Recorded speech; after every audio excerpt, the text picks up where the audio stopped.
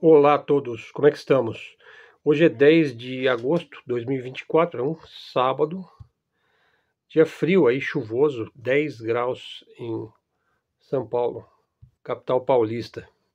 Tivemos aí um trágico acidente aéreo, um avião que caiu, supostamente por causa de gelo numa das asas, gelo que se encontra numa certa altitude. Parece que ele teria sido avisado, inclusive, para evitar aquela região, mas ele já estava naquela zona e caiu em linha reta. Então, um dia triste para as famílias. Mais de 60 passageiros. Então, o que nós podemos fazer é orar pelos que se foram, subitamente tirados da existência física, né? E as famílias que ficam, e a dor dessas famílias. Eu já passei por isso. Perdi meu irmão mais velho lá em 1996, dia 31 de outubro, Fokker Sendatan, né? Também, mesma situação parecida, o avião perdeu a sustentação. Quando o avião perde a sustentação, não há mais nada a se fazer, né? Ele vai cair. Ele não pode sequer pousar quando ele perde a sustentação.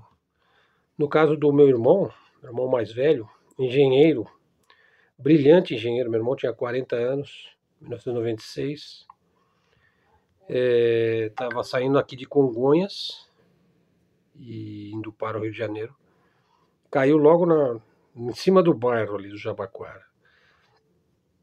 Foi um defeito no reverso da turbina, né, que ele abre para o ar poder passar pela turbina, né? Em momentos de decolagem e também de pouso, né? O reverso. E bom, o meu irmão ele ia fazer doutorado na Inglaterra, né? Curiosamente, o mestrado do meu irmão era sobre turbinas de avião. Ele era um engenheiro formado pela Politécnica. O meu irmão foi quem implantou o sistema de informática no Correios Brasileiro, isso lá no final da década de 80, né? Enfim, você vê a situação nossa, como ela é frágil, né? Nesse mundo, né? Do dia para a noite, famílias são destruídas, a morte é o fim de todas as situações, né? A mudança, a transformação, a morte, enfim, chame como quiser. Então aí um momento de luto aí para as famílias aí. Bom, continuando aqui na nosso vídeo diário, o vídeo de ontem assim tá bombando, tem poucas visualizações, mas eu considero que é um dos vídeos mais importantes do canal, hein? Não deixe de dar uma ouvida aí no vídeo de ontem, tá? Bom, hoje eu trouxe um texto, quero trazer um texto para o canal. Veja, haveria muita coisa aqui para se falar sobre Nicarágua e o Brasil rompem relações diplomáticas, né? Os embaixadores foram mandados para casa. Há uma rusga aí da Nicarágua com o Vaticano, né? O Vaticano pediu para soltar lá um padre que está preso, né, pela ditadura nicaragüense. O Lula se colocou naturalmente do lado da igreja, porque a influência da igreja no PT é muito grande, né, da igreja católica. O Brasil é um país eminentemente católico, 60% da população brasileira é católica, acredito que 90% é cristã, as várias denominações cristãs aí, né? E uns 65% é católico. Uma outra grande força por trás do PT é o Partido Democrata aqui dos Estados Unidos. Mas o fato é que essas rusgas, né, nunca são boas, né, para o líder. Ele tem que lidar, né, com uma situação radical, né? Claro, o PT sempre teve uma posição favorável aí à chamada esquerda latino-americana, né? Por exemplo, o governo da Nicarágua foi um governo que trouxe muita informação, aí, muita comoção por conta do Irã Contras, né? Que era uma força, uma milícia ali patrocinada pelos Estados Unidos para derrubar o movimento sandinista, que era um movimento autenticamente de esquerda, também de um cunho revolucionário, né? Que era uma guerrilha. O presidente da Nicarágua ele foi um líder sandinista, né? Você veja, e hoje existe lá uma guerrilheira que ela está presa, uma ex-guerrilheira Como Dilma Rousseff também foi uma ex-guerrilheira, né? E o PT não fala nada sobre isso daí, né? Mas sobre o padre é diferente, que aí já a Igreja Católica imediatamente já se manifestou a respeito, né? Bom, e também tem o problema da Venezuela, né? Mas aí o Lula é mais cuidadoso, né? Porque ali tem muito mais em jogo para se ganhar e para se perder, né? Que é uma coisa muito maior, né? Venezuela é um mar de petróleo. Os interesses em cima da Venezuela são imensos por parte do imperialismo, né? E ao mesmo tempo, eu já fiz vídeos sobre isso daí, né? Trocar o presidente da Venezuela por verdadeiros espantalhos lá do imperialismo, assim, é uma coisa tão escancarada que é para tomar o seu petróleo, tomar suas riquezas, desestabilizar o seu país, o seu governo, é uma coisa tão escancarada que até ingênuo de se dizer, né? Mas o Lula tem que tomar muito mais cuidado, né, com a Venezuela. Por quê? Porque o papel do Brasil é de liderança na América Latina. Então o líder ele tem que saber contornar essas coisas. Ao mesmo tempo, eu acho, aí opinião minha, claro, não sou político e também eu tenho a liberdade de expressar a minha opinião, eu acho que o governo deveria ser mais contundente quando ele, quando ele fala do imperialismo.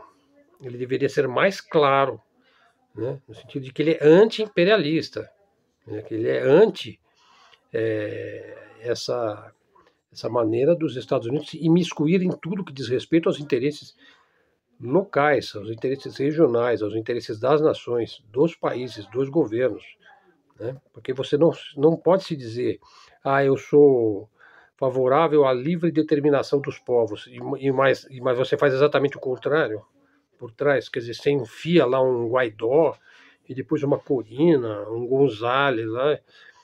Quer dizer, que determinação é essa? Se tudo que você quer fazer é desestabilizar o país, né? Sempre sob a desculpa de que ele é de esquerda, ou sempre tem a desculpa, ele está pobre. Ele está pobre por causa das sanções, dos boicotes, e também da manipulação do preço do petróleo. Isso aí já fiz vários vídeos sobre isso daí, não vou me repetir sobre isso daí, né? Então, acho que o Brasil tem um papel importantíssimo de liderança, que ele já tem essa liderança na América Latina,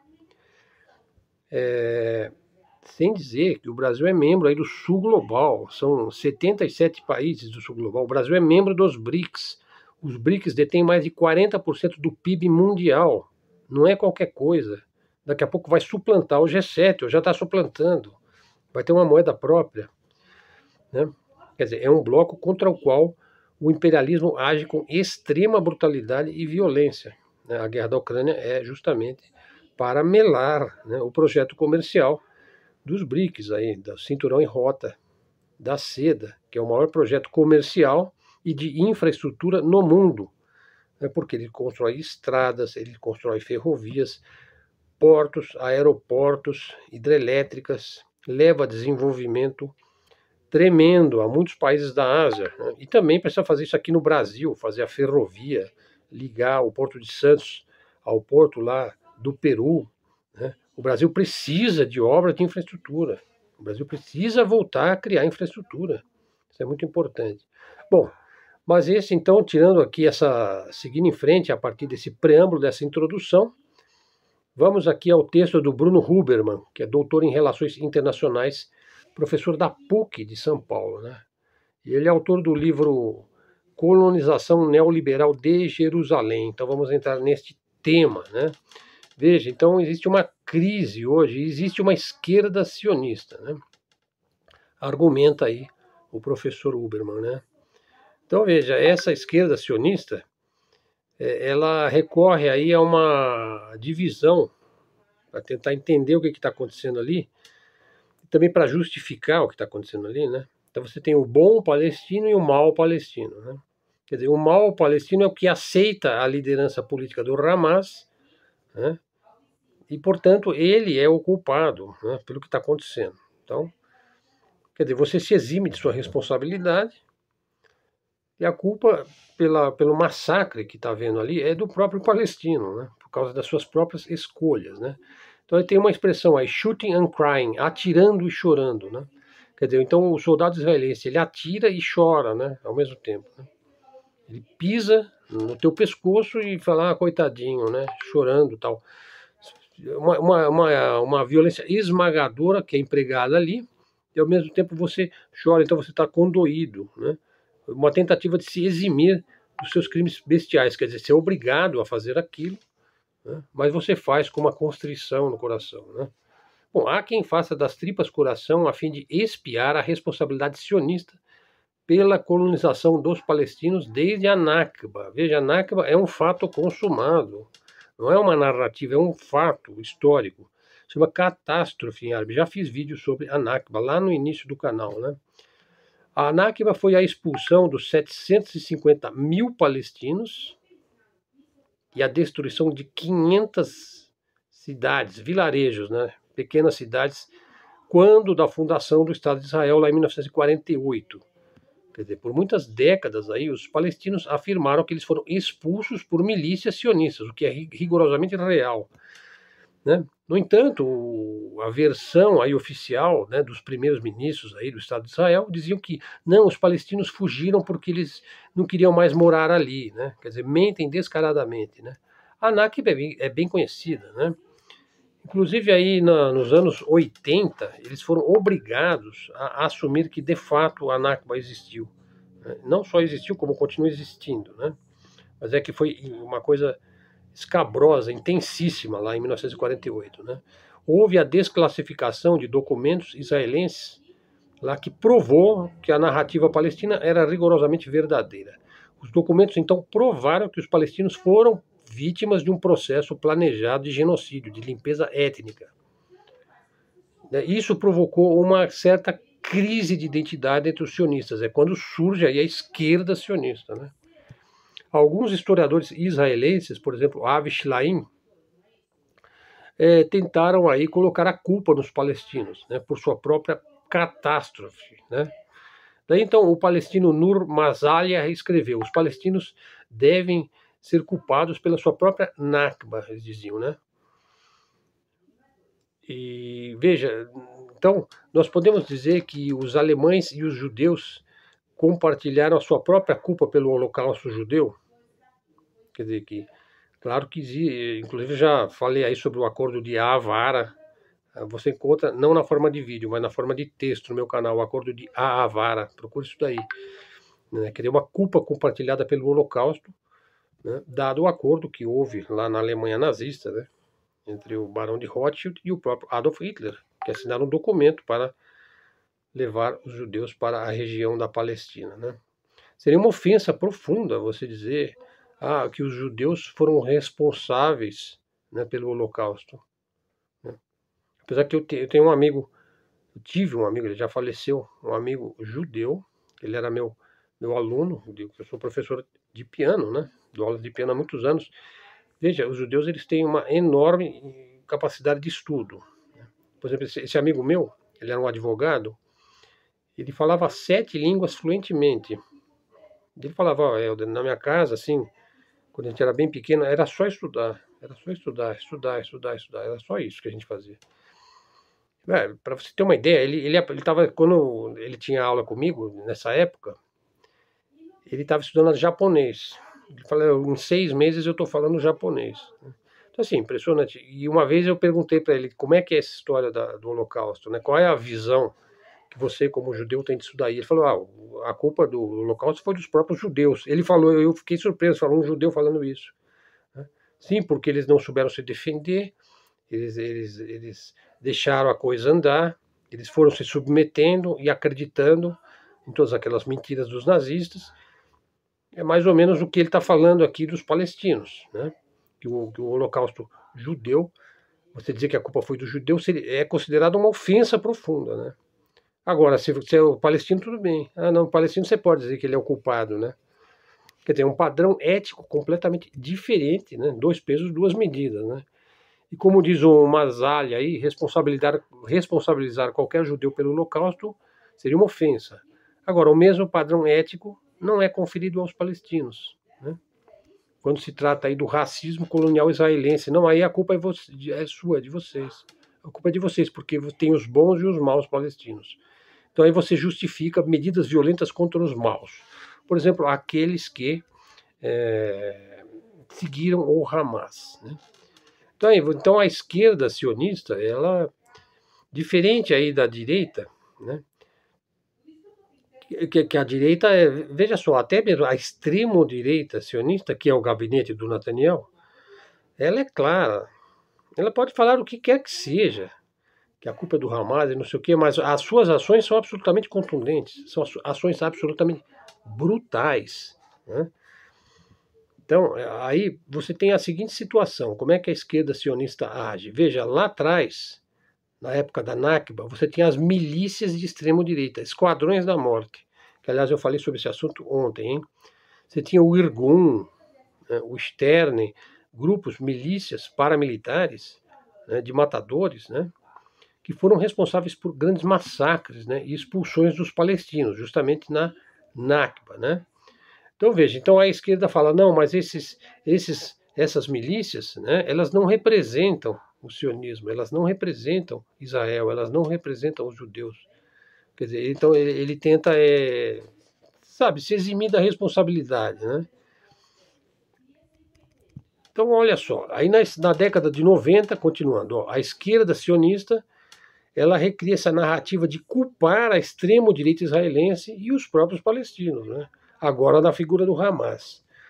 Pelo suposto.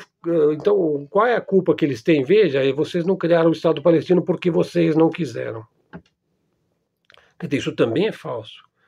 Veja, você vê esse crime que teve recentemente, né, do Ismail Haniyeh, né, lá em Teherã, que era o indivíduo que estava construindo a paz para a criação do Estado palestino. Então, sempre que você se aproxima da ideia de poder criar o Estado palestino, justamente o emissário, o mensageiro, a pessoa principal que está construindo aquilo lá dentro da ONU, eles vão lá e acaba com a vida da pessoa, né?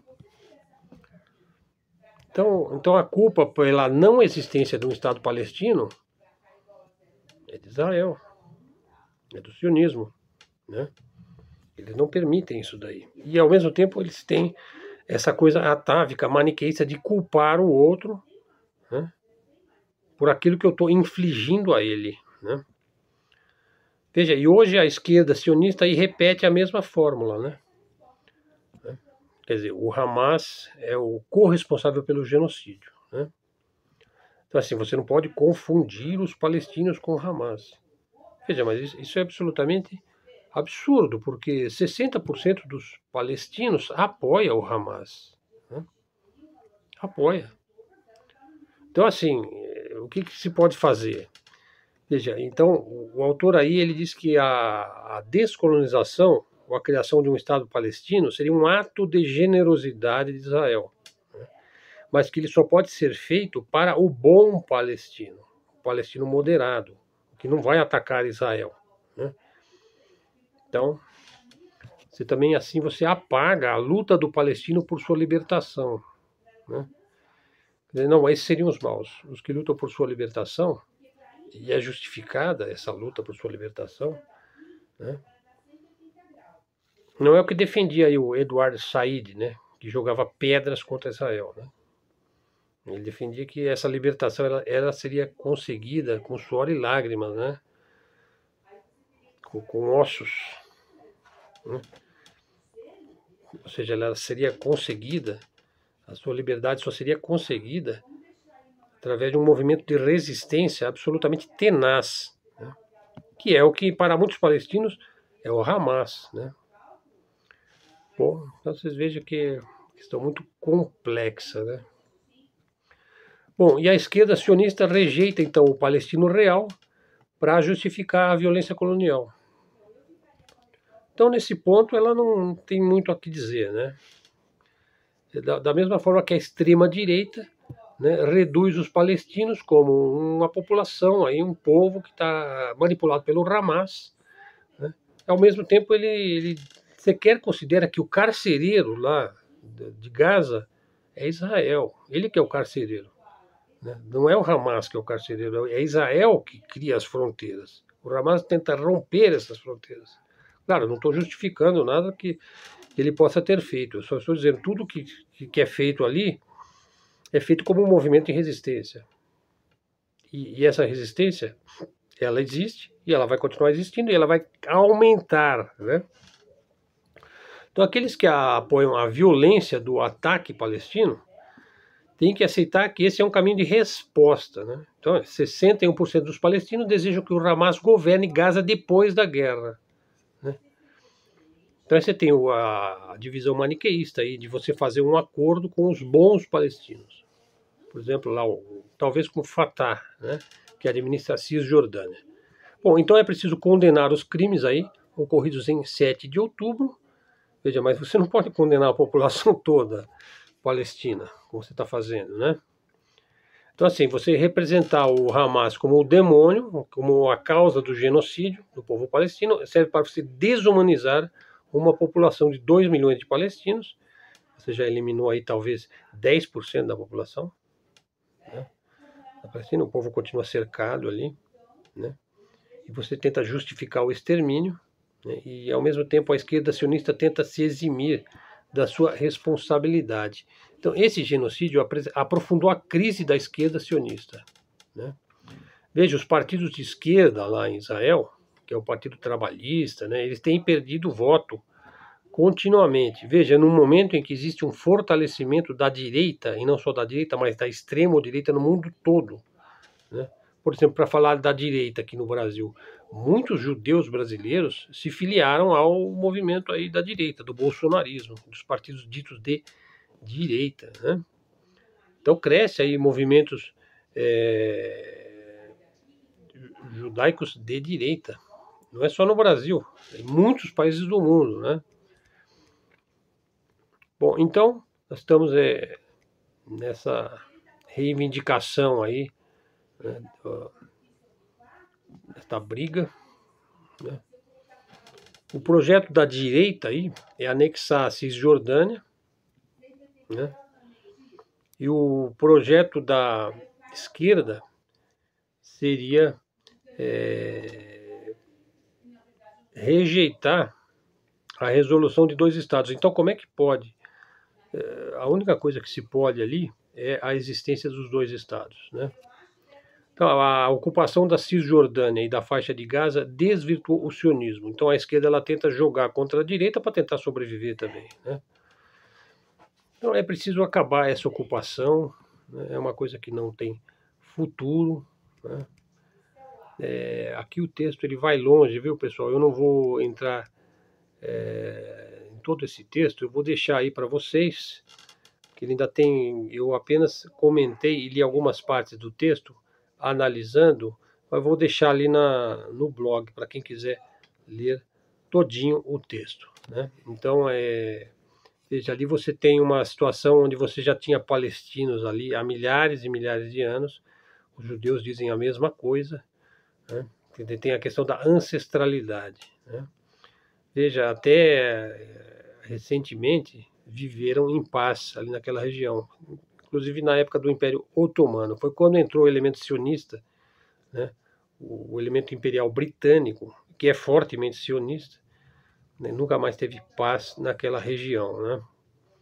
E para você ter paz ali, você tem que abandonar, superar, né? Se libertar desses projetos mitológicos, né? Milenaristas, messiânicos, né? Seja de uma terra de Israel bíblica, ou do Estado de Israel, aí, né? Ou de uma Palestina pré-1948, né? Você precisa de um futuro em que todos tenham o seu Estado ali, e seja um Estado democrático, plurinacional, vamos dizer assim, né? Vamos ver, né? Bom, pessoal, vamos ficando por aqui, que estamos com 24 minutos. Vou deixar o vídeo hoje um pouco mais curto. Vou recomendar o vídeo de ontem. Não deixe de ver o vídeo de ontem. E também o vídeo sobre a bucha. Vídeos que se destacam do canal, né? Também os 2 vídeos sobre o movimento neocon nos Estados Unidos. Estou preparando o de amanhã, ainda não está pronto. Provavelmente eu vou falar sobre a eleição nos Estados Unidos, Também um assunto importantíssimo. Veja, sobre a questão da Ucrânia, né? Teve esse ataque lá na fronteira da Rússia, né? Isso apenas fortalece o patriotismo do povo russo, né? Parece que eles já estão levando armas nucleares para aquela região da fronteira, né? Eu acho que não vai haver a tal da Terceira Guerra Mundial, pode ser que ela seja evitada, né? Agora tudo gira em torno da eleição dos Estados Unidos, né? Como se o mundo dependesse disso, né? Bom, é isso, pessoal. Vamos em frente, né? Hoje estou um pouco assim constrito, né? Por causa desse acidente aí do avião. Então até peço aí um pouquinho de compreensão da parte de vocês, né? Não esqueça de dar o like aqui no vídeo. Torne-se seguidor do canal. Traga seguidores para o nosso canal, né? O canal é Livre Expressão e Comunicação, né? Canal da mídia alternativa, da mídia independente. Todos os textos do canal são produzidos por mim mesmo. Estão todos lá no blog Helder Araújo, né? E vamos em frente, pessoal. Muito obrigado a todos. Até a próxima. Fiquem com Deus.